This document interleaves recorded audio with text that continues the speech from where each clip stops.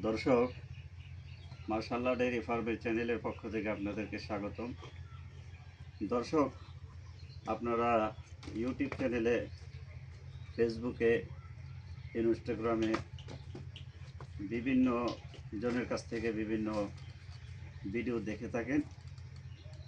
আজকে যে ভিডিওটা, এই ভিডিওটা আপনাদের জন্য একটা স্পেশাল ভিডিও। যে ভিডিওটা দেশের মানুষেরও উপকার করবে, তার চেয়ে বেশি উপকার করবে প্রবাসীদের। আজকের ভিডিওটা ইম্পর্টেন্ট একটা ভিডিও, প্রবাসী ভাইদের জন্য স্পেশাল। এর কারণ হচ্ছে, আমার আজকের ভিডিওর হেডলাইন হবে যে প্রবাসী ভাইয়েরা যারা দেশের মাটিতে খামার করে টিকে থাকতে চান, তাহলে আমার এই ভিডিওটা আপনাদের জন্য। তো প্রবাসী ভাই যারা আছেন তারা সম্পূর্ণ ভিডিওটা দেখবেন, যে দেশের মাটিতে কিভাবে একটা খামার করে টিকে থাকা যায় এবং এই খামারের ইনভেস্ট থেকে ভালো একটা ইনভেস্ট নিয়ে আসা যায়, ভালো একটা প্রফিট নিয়ে আসা যায়। সেই সুবাদেই আজকের এই ভিডিওটা করা। দর্শক, ভিডিওটা কেউ স্কিপ করবেন না, ভিডিওটা কেউ স্কিপ করবেন না, সম্পূর্ণ ভিডিওটা দেখবেন, সম্পূর্ণ ভিডিওটা দেখবেন। আমি এখানে কিছু কথা বলবো, এই কথাগুলো আপনারা মনোযোগ দিয়ে শুনবেন, শুনলে আপনাদের উপকার হবে। খামার করতে গিয়ে আপনারা খামারের জায়গাটা কীরকম নির্বাচন করবেন এবং আপনারা কেমন বাজেটের মধ্যে গরু কিনবেন আর কেমন কোয়ালিটির গরু কিনবেন, তো এই বিষয়ে আলোচনা করব। ধৈর্য সহকারে ভিডিওটা দেখেন। প্রথম কথা হচ্ছে যে আপনি খামার শুরু করার আগে খামারের শেড নির্মাণ করা। দর্শক, আপনারা খামার করার আগে আমার ভিডিওতে দেওয়া যে খামারটি দেখতে পাচ্ছেন, এই খামারটি হচ্ছে একজন কৃষক ভাইয়ের খামার।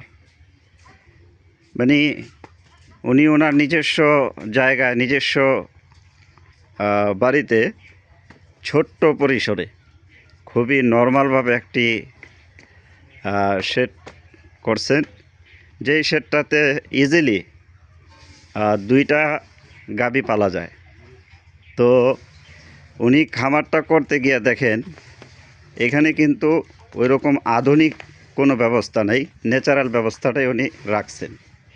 এতে করে লাভ হয়েছে কি? এতে করে লাভ হয়েছে ওনার খামারের খরচটা অনেকটা কমে আসছে। অর্থাৎ এখানে ইটের সোলিং দেওয়া, পাশাপাশি কিন্তু দর্শক আপনাদেরকে দেখানোর চেষ্টা করছি, এই যে খামার শেডের সামনে কিন্তু আবার উনি একটু প্রশস্ত জায়গা রাখছেন, ওইখানে ইটের সোলিং করা, যাতে করে 2টা গাভী একজন কৃষক খুব অনায়াসে পালতে পারেন। তো আপনারা যারা খামার করতে চান, প্রবাসী ভাইয়েরা, তারা কিন্তু সবচেয়ে বড় যেই ভুলটা করে ফেলেন, আপনারা খামারের মধ্যে টাইলস বসান। এই টাইলস বসানোর দ্বারা কি হয়, যে আপনাদের পর্যাপ্ত পরিমাণ টাকা খরচ হয়ে যায়, ব্যয় হয়ে যায়, যার কারণে দেখা যায় খামারটা এরকম আধুনিক করতে গিয়া আপনাদের যেই পুঁজি চালান সেটা অনেকটা কমে যায়, অনেকটাই নষ্ট হয়ে যায়। তো যার কারণে দেখা যায় খামার করার পরে আপনাদের গাভী কেনার মতো পর্যাপ্ত টাকা হাতে থাকে না। এই জন্য আপনাদের কাছে রিকোয়েস্ট, আপনারা খামারকে অত ঝাঁকজমকপূর্ণ না করে নর্মালিভাবে আপনারা খামারটা করার চেষ্টা করবেন। এরপরে এই গরু কিন্তু যত আধুনিকতার ছোঁয়া পায় আমাদের দেশের কথা বলি, ততই কিন্তু আপনার রোগ ব্যাধিতে ভোগে। আর যতটা ন্যাচারাল প্রাকৃতিকভাবে পালবেন, যতটা ন্যাচারাল পরিবেশে পালবেন, রোগ প্রতিরোধ ক্ষমতা তত ভালো হবে।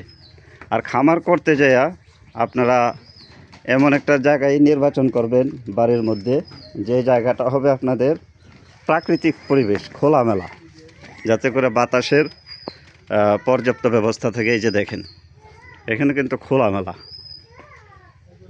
তো কারেন্ট নেই, মানে বাসায় কারেন্ট আছে কিন্তু গরুর করে কারেন্ট নেই। তো আপনারা চেষ্টা করবেন কারেন্টের লাইনটাও টেনে দেওয়ার জন্য, যখন গরম আসে তখন যেন একটু বাতাস, প্রয়োজন হলে বাতাসের ব্যবস্থা পায় এবং উন্মুক্ত বাতাসটা যেন সবসময় থাকে। আর দর্শক, আপনারা দ্বিতীয় খামার করার পরে দ্বিতীয় যে অপশনটা, সেটা হচ্ছে একটা বা দুইটা। যারা নরমালি করতে চান তারা একটা বা দুইটা আপনার ভালো মানের, জাত মানের, কোয়ালিটি সম্পন্ন একটি বা দুইটি গাভী নির্বাচন করবেন। এর মধ্যে আজকে এই কৃষক ভাইয়ের একটি গাভী নিয়ে আলোচনা করতেছি, আপনাদেরকে গাভীটি দেখাই। দেখেন মাশাআল্লাহ, এই গাভীটা জাত নিয়ে যদি আলোচনা করি, আলহামদুলিল্লাহ দেখেন এটা কিন্তু প্রথম বাচ্চা দিব। ওর মাথার গঠন দেখেন পুরা বিদেশি স্টাইলে, মাথার মাঝখানটা অনেকটা গর্ত সিস্টেম এবং শিংগুলা সামনের দিকে বাঁকানো। দর্শক, আপনারা জাত মানটা নির্বাচন করবেন, আমার কথাগুলো মন দিয়ে আপনারা শুনবেন। দেখেন মাথাটা আপনার ছোট, কপালটা অনেক প্রশস্ত, কিন্তু কপালের মাঝখানে কিন্তু অনেকটা গর্ত সিস্টেম।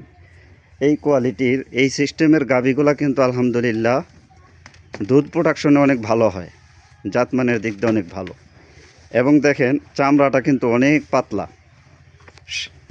চামড়াটা অনেক পাতলা, আর গলাটাও চিকন, গলায় কম্বল নেই।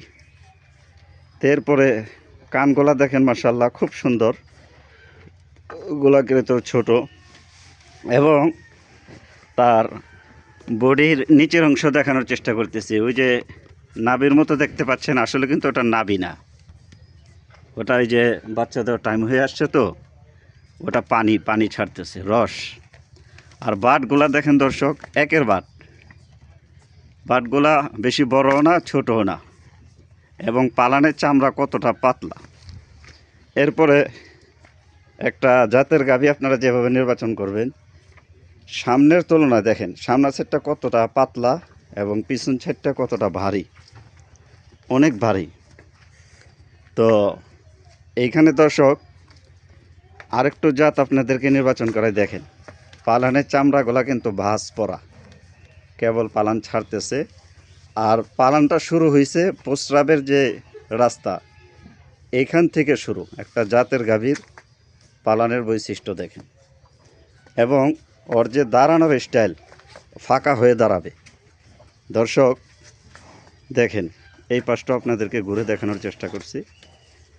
সামনের তুলনায় পিছন সাইডটা কত ভারী এবং দাঁড়ানোর স্টাইলটা কত চমৎকার। তো দ্বিতীয় কাজ হচ্ছে আপনাদের দর্শক, যে খামার নির্বাচন করার পরে একটি কোয়ালিটি সম্পন্ন, জাতমান সম্পন্ন ভালো একটা গাভী নির্বাচন করা।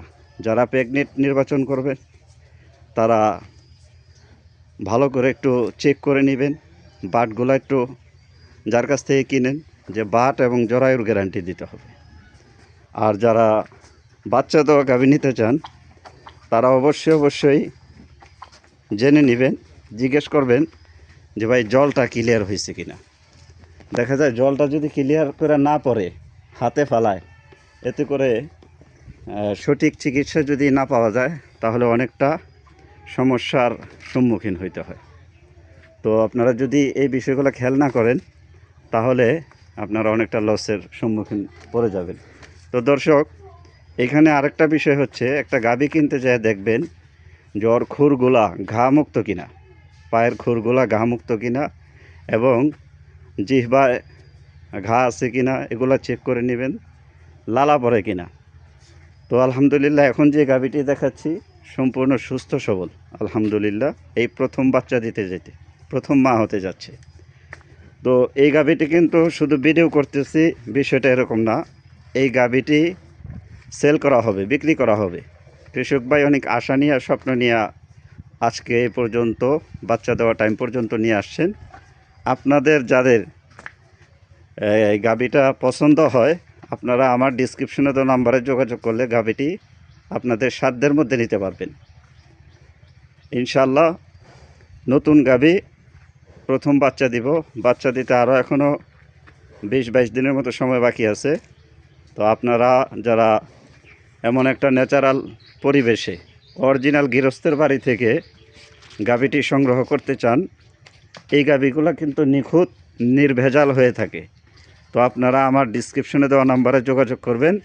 এই নতুন গাভীটা নতুন খামারিদের জন্য এবং নির্ভেজাল কৃষক বাড়ি থেকে, একবারে গৃহস্থ বাড়ি থেকে, যে কোনো ভেজালের সংমিশ্রণ নাই। তো আপনারা যোগাযোগ করলে ইনশাল্লাহ এই গাভীটা নিতে পারবেন। গাভীটা অতি সত্তর, উনি টাকার বিশেষ প্রয়োজনে গাভীটা সেল করে দিবেন, আপনাদেরকে দিয়ে দেওয়া যাবে। তো দর্শক, ভিডিও লম্বা হয়ে যাচ্ছে, আর ভিডিও দীর্ঘায়িত করব না। পরের ভিডিওর জন্য আপনারা আমার চ্যানেলে যারা নতুন, চ্যানেলটি সাবস্ক্রাইব করে রাখবেন। আর প্রতি ভিডিওতে আপনাদেরকে অনুরোধ করি, ভিডিওটি কেমন লাগছে আপনাদের মতামতটা কমেন্টে জানিয়ে দিবেন।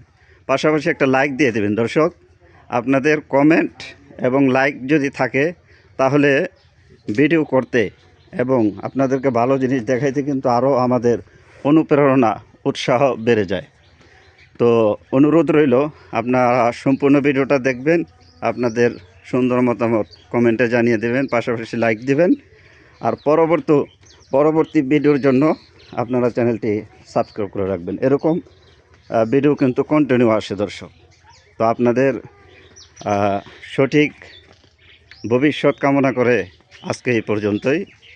আসসালামু আলাইকুম।